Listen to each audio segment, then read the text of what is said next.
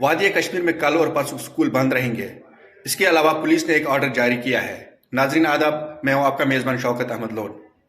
وادی کشمیر میں محکمہ تعلیم نے کل اور پرسوں یعنی 2 اور 3 مارچ کو تمام اسکول اور کالج بند رکھنے کا اعلان کیا ہے۔ وزیر تعلیم سکینہ اتو نے بھی اس حوالے سے جانکاری دی ہے۔ تو وادی کشمیر میں کل اور پرسوں یعنی 2 اور 3 مارچ کو تمام اسکول اور کالج بند رہیں گے۔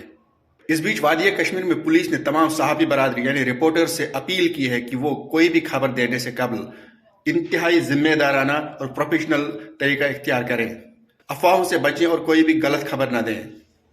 صحافیوں سے اپیل کی گئی ہے کہ کوئی بھی خبر دیتے وقت وہ ذمہ داری اور پروفیشنلزم کا مظاہرہ کریں۔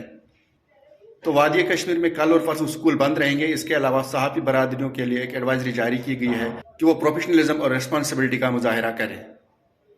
قابل ذکر بات ہے کہ آج وادی کشمیر میں کئی مقامات پر احتجاج ہوا تھا۔ ایران میں سپریم لیڈر آیت اللہ علی خامنہ کے جاں بحق ہونے کے خلاف وادی میں آج کئی مقامات پر احتجاج ہوا تھا۔